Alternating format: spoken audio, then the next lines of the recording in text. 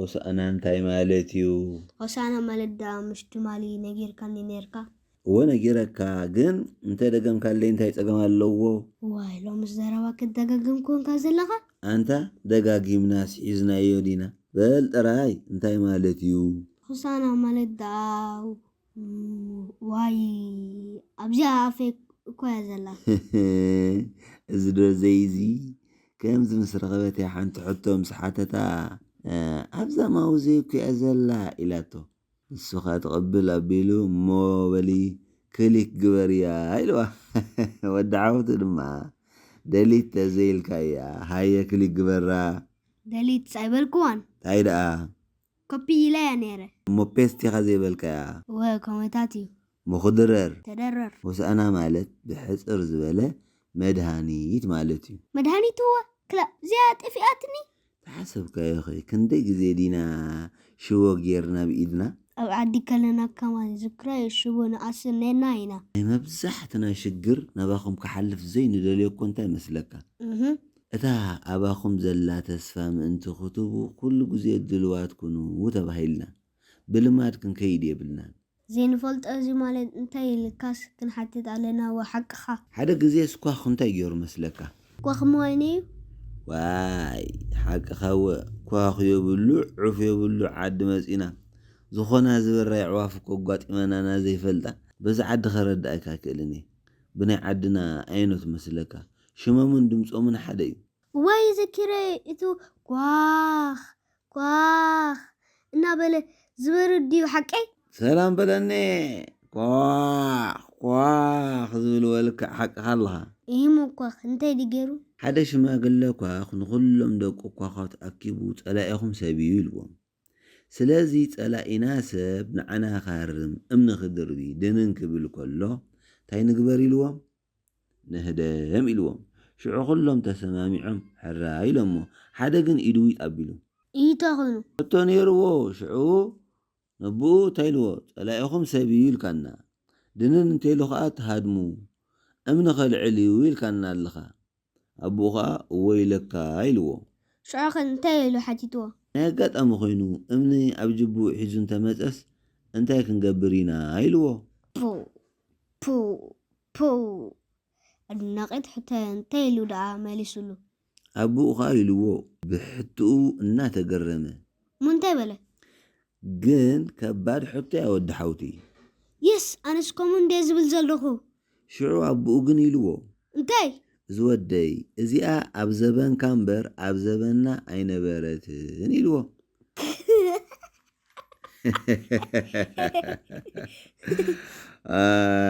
ናይ ዘመንና ሰባት ሕያወት ስለ ዝነበሩ ንሃድም ነርና ኣብ ዘመንካ ሓቅኻ ኢኻ ማንቲክ ሒዞም ክመፁኻ ይኽእሉ እዮም ኢልዎ ዋይ ማንቲክ ገይሮም ይሃርሞ ነይሩ ደቂ ገዛውትና ሓቅኻ ከማን ኳኽ ክደፍር መዓት እዩ ኣፓሎ እዩ ዝስቀል እምኒ እንተደርቢኻሉ ክዕበ መዓት እዩ ቀልጢፉ ይሃድምኒ ሕጂ ኳ ክርኢኻ ትፈልጥ ኣብዛ ዓዲ ዋይ ረአ ፍልጥኒ ኣብዙስ የለውን መስለኒ ዳርጋ ኣብ ኩሉ የለውን ክትመፆምን ክሃድሙን ሓደ እዩ ኣብ ጅባና ማንቲግሪ እምኒ ከም ዘለና ፈሊጦም ካባና ርሒቆም እዮም እንታይ ንምባል ዝምፂና ይመስለካ ወዲ ሓውቲ ናይ ቀደም ሎሚ መድሃኒ ዓለም ገብርኤል እዩ ባሕቲ እዩ ኢልካዮም ሕራይ ኣቦይ ቀሺ ዝብሉ ነይሮም ቤተ ክርስቲያን ተሳለሙ ኢልካዮም ሕራይ ዝብሉ ውሉድ እዮም ነይሮም ናይ ሎሚ ኸ ናይ ሎሚ ደኣ እዚ ንሪኦ ዘለና እንድዩ ሃይማኖት የብልናን ዝብሉ ናይ ምንታይ ቤተ ክርስቲያን መንደቕ እንዲ ይብሉ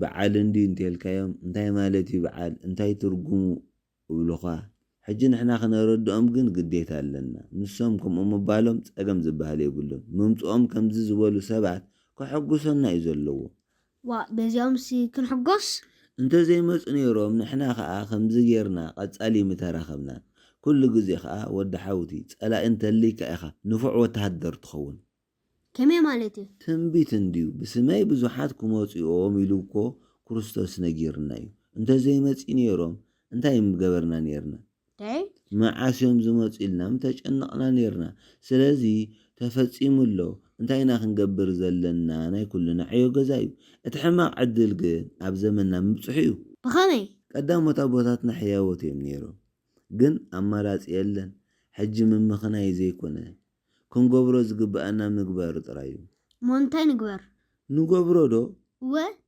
እሾኽ ብምንታይ ይወፅእ ብእሾኽ ሰላም በለኒ እሾኽ ብእሾኽ ስለ ዝወፅእ ነቲ ኣብ ዘበና ዘሎ ሽግር ክንፈትሕ ንኽእል ከዓ ንሕና ኢና ስለዚ ኣብ ቤተ ክርስቲያን ዝግበር ናይ እምነትና ምንቅስቓሳት ይኹን ትምህርታት ክንፈልጦም ግዴታ ኣለና ግድን ካህን ስለ ዝኾነ ገለ ይኮነን ዝሕተተላ ንቤተ ክርስቲያን ኩላትና በቲ ዘለና መልክዕ ክንሕተት ግዴታ ኣለና ተረዳዲእና ዶ ወርዱእ እዩ ስለዚ ሆሳእና ማለት እንታይ ማለት እዩ ሕጂ ሆሳእና ማለት መድሃኒት ማለት ሰላም በለኒ ተባረኽ ስለዚ ክርስቶስ ኣምላኽና ኣብ ኣድጊ ገልገል ተጻዒኑ ካብ ደብረ ዘይት ናብ ኢየሩሳሌም ዝኣተወሉ እዩ ኣቐዲሙ ግን ናብ ኢየሩሳሌም ቅድሚ ምእታው እንታይ ገይሩ ነይሩ መስለካ ኪዱ ሓንቲ ኣድጊ ምስ ዒሉኣ ተኣሲራ ክትጸንሐኩም እያ እሞ ፈቲሕኩም ኣምጽዋ ናበይ ደልዩኹም ኣንቲ የለምኹም ከዓ ጎይታ ኣይደልያ ኣሎ በልዎም ኢልዎም ሞንተዳ ገይሮም ኪዶም ኣምጣማ ወ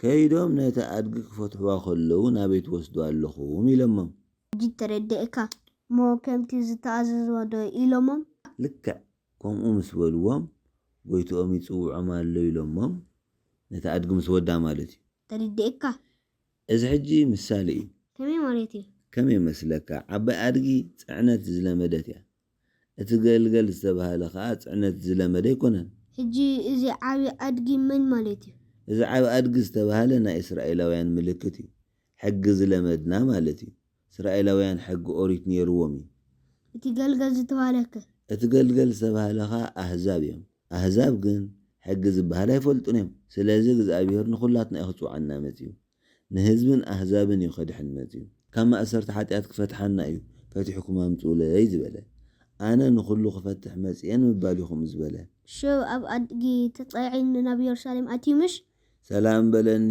ኣብ ኣድጊ ተጻዒኑ ንኢየሩሳሌም ኣትዩ ወ ንምንታይ ኣብ ኣድጊ ተጻዒኑ ኣትዩ እንታይ ኮይኑ ኸ ኣብ ፈረስ ዘይተጻዕነስከ እንዴስ ክንገርኒ እዚ እውን ናቱ ምሳሌ ኣለዎ ንምንታይ መስለካ ኣብ እስራኤል ሓደ ሕጊ ኣሎ ናይ ሰላም ኣዋጅ ሒዝካ እንተመፂኻ ኣብ ፈረስ ኣይትጽዓንን ኢኻ ኣብ ፈረስ ተተጻዒንካ ናይ ውግእ ኣዋጅ ትእውጅ ኣለኻ ማለት እዩ ኣብ ኣድጊ ተጻዒኑ ዝመፀ ግን ናይ ሰላም ኣዋጅ ይዝውጅ ልክዕ ሕጂ በቲ ባህሎም ኣብ ኣድጊ ተጻዒኑ ኣብ ዝመፀሉ ግዜ ሆሳእና ወዲ ዳዊት ብስም እግዚኣብሔር ዝመጽእ ብሩኽ እዩ እናበሉ እንታይ እናንጸፉ ተቐቢሎሞ ስየ ክዳኖም ምሽ ልክዕ ስየ እናንጸፉ ክዳኖም እናንጸፉ ተቐቢሎሞ ሕጂ ሓንቲ ሕቶ ክሓተካ እየ ሓራይ ክዳን ምንጻፍ እንታይ ማለት እዩ ስለምንታይ ስየ ጥራይ ዘይኣኽሎም ክዳውንቶም ኣውፂኦም ዘንጸፉሉስ ንምንታይ እዩ እንድዒ ክዳን ምንጻፍ እንታይ ይመስለካ ክዳን ማለት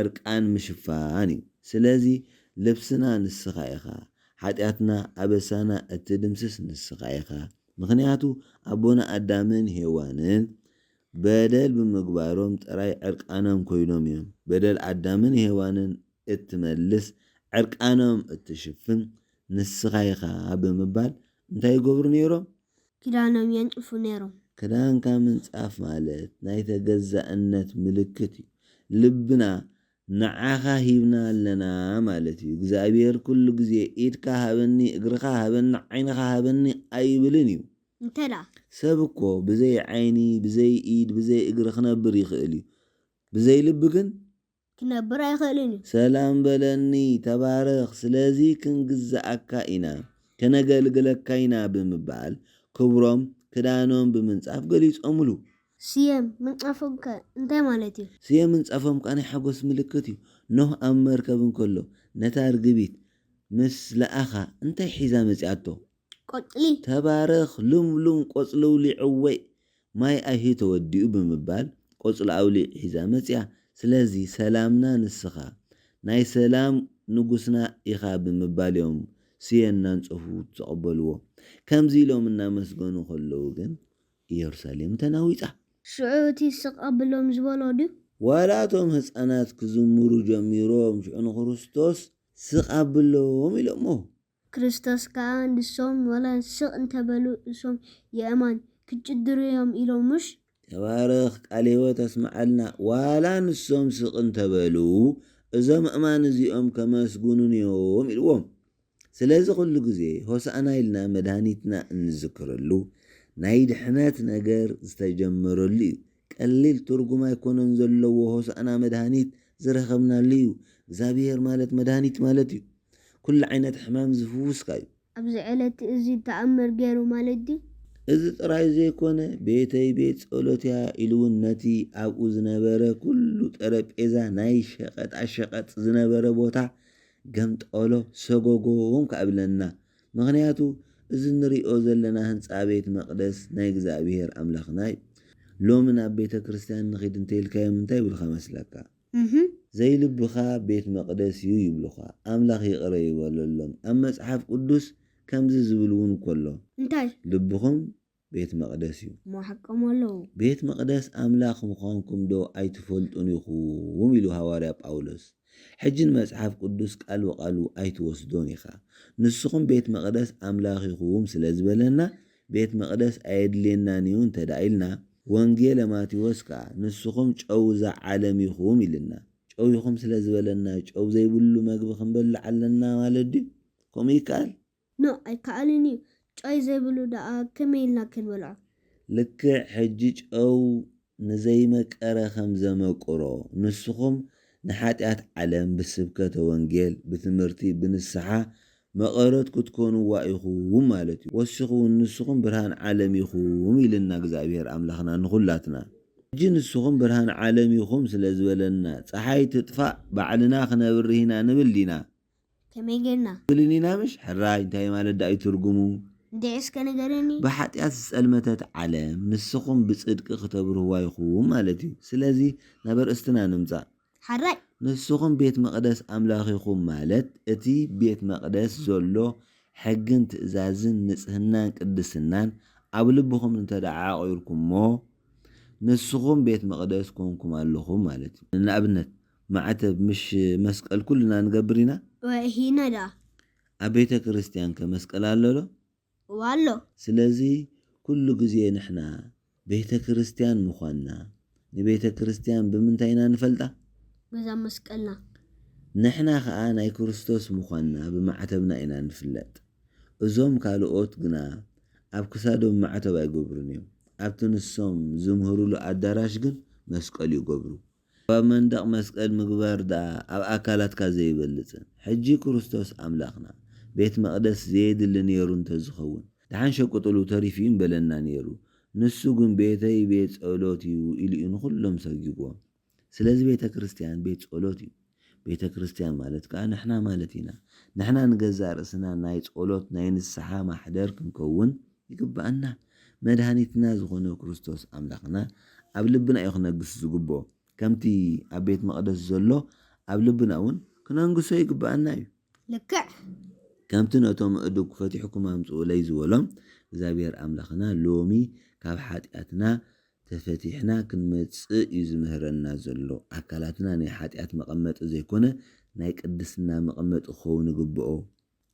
ዝመጽእ ዘሎ ሰሙን እንታይ ተባሂሉ ይጽዋዕ? ሰሙነ ሕማማት። ተባረኽ። ሰሙነ ሕማማት ሰብ ሓሚሙ ንሕማም ኣይስዕሮን እዩ። ክርስትና ማለት ግን ተሳዒርካ ምስዓር እዩ። ክርስቶስ ኣምላኽና ተሳቒዩ ተቐጥቂጡ ሓሚሙ እዩ ንሕማምና መድሃኒት ይብና። ሕማማት ሕጂ እንታይ ማለት እዩ? ሕማማት ማለት ስቅያት ክርስቶስ ኣምላኽና መከራ ክርስቶስ ኣምላኽና ንዝክረሉ ግዜ እዩ። ስለምንታይ ክርስቶስ ኣምላኽና ምእንታና ተቐጥቂጡ ንዓይ ንዓኻ ንኹላትና ክብል እዩ ዝኩሉ መከራ ረኺቡ? መስቀል ኣይንሳለመን ኢና ምሽ ሰላም በለኒ። ዝያዳ ስቅያት ኢየሱስ ክርስቶስ ኣምላኽና እናዘከርና ንቕንየሉ ስለ ዝኾነ ንሓድሕድና ሰላም ኣይንበሃል ኣይንሰዓዓም። ስለምንታይ ከምኡ ዝግበር? እዛ ሰሙን እዚኣ ዘመነ ኦሪት እያ። ናይ 5500 ዘመን ናይ ኣቦታትና ኢና እንዝክር። ከመይ ማለት እዩ? ዋላ ደኣ ኣብ ዘመነ ወንጌል ኣብ ዘመነ ሓዲስ እንተሃለና ኣቦታትና ን5500 ዘመን ዝረኸብዎ መከራ እናዘከርና ስለ እንሕልፎ ሽዑ መስቀል ክብሪ ኣይነበሮን። እዚ ሰሙን እዚ መስቀል ኣይንሳለምን ኢና ማለት እዩ።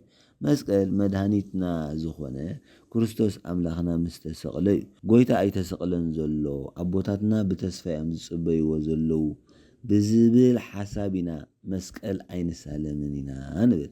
سلام أين بهال أين الساعة من كأينا إذا خسر من تايو إذا سلام الإسلام وما لا تيكونن ترايو يهودا نكريستوس أملاخنا سلام بمبال بمسعامي أتحيزوه نحنا قلنا يهودا سلام يكونن سلام النبال سلامنا أنا كريستوس أملاخنا سلامي نتوم سألونا يقرأ نخنبل إلنا إنا السلام نبل نعمس نخفأت يكونن سلام نبل نسعام إتا يهودا زقبرا كفت تقبر أين قبرانينا أنا مالتينا خو بنقبر واي زون عبي ترقمي بازلو واد حرتن سعيكو سلام كنبها لينا كنسعى عامنا ادخل زاد للنقرات كنقبرينا نت تاريخنا مذكارينا خو منقبر مبر شقر سلازلو ويكون نانكو منقبر وتردئني قرم بار ود حاوتي سماعت رايزي كونه فتمتخا يقبرنا آمين إذا قال سمعنا خنصدقلو ناي دنگل ولاديتو أمالادنتن